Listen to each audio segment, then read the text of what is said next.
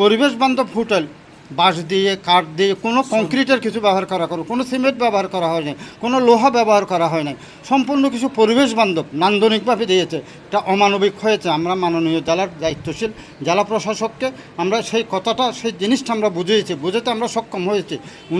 ওনার বরাবরে ওনার মাধ্যমে আমরা মাননীয় উপদেষ্টাকে আমরা স্মারকলিপি দিয়েছি। আমাদের অনুরোধ থাকবে কক্সবাজারের চেয়ারম্যান এভাবে আর যাতে হয়রানি করানো হয় মানুষকে, এভাবে আর যাতে হয়রানির আকার তীব্র আকারে ধারণ না হয়। যদি হয়রানি বারবার করা হয় তাহলে কক্সবাজার শান্তপ্রিয় জায়গা, শান্ত মানুষ অশান্ত হয়ে উঠবে, তখন কক্সবাজার লাগামহীন হয়ে যাবে। পর্যটকরা কোথায় যাবে? তখন কঠোর আন্দোলনের হুঁশিয়ারি দিচ্ছে আমরা। একইবার আশ্বাস দিচ্ছে আমাদেরকে, আমরা এটা মেনে নিয়ে চলে এসেছি। আমাদের কোক আসার 8 বছর আগে আমরা রেস্টুরেন্টটা করেছি, হ্যাঁ, কাঠ বাট দিয়ে।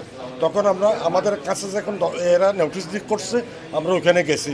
এখানে যাওয়ার পরে আমাদেরকে বলছে ঠিক আছে, আমাদের ওগুলি যাচাই বাছাই করার পরে দেখলো এগুলি সব কাঠ বাস, আর কিছু নাই, ওইখানে লাইসেন্স দেওয়া যাবে না। প্রকাশ সাহেব বললো কারণ আপনারা যে সময় কনেকশন করবেন ওইখানে তখন আমরা লাইসেন্সের ব্যবস্থা করব, কারণ আমাদের রিসিভ কপি আছে।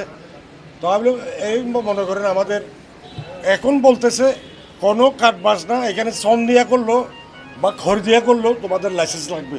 তো আমরা কোন দিকে যাবে? আমাদের প্রথমে বলছে এরা এইখানে লাইসেন্সের প্রয়োজন নাই, হ্যাঁ, এখন বলতেছে লাইসেন্স লাগবে। আমরা কোন দিকে যাব? আমরা তো গেছিলাম লাইসেন্সের জন্য, আমাদের লাইসেন্স দেয় নাই।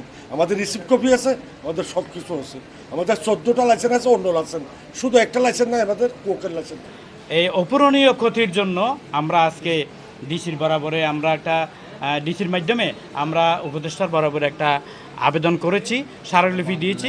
আমরা চাচ্ছি যে এটার একটা উন্নয়ন কর্তৃপক্ষ কক্সবাজার উন্নয়ন করবে, এটা আমাদের কোনো আপত্তি নেই, কিন্তু উন্নয়নের নামে মানুষের সম্পদ ধ্বংস করবে, উন্নয়নের নামে মানুষকে পথে বসাই দেবে, এটা যাতে না হয়, এটার মধ্যে একটা সমন্বয় যাতে হয়, এটার মধ্যে যাতে একটা সুবিচার প্রতিষ্ঠিত হয়, সেটাই আমাদের দাবি। ব্যবসায়ীদের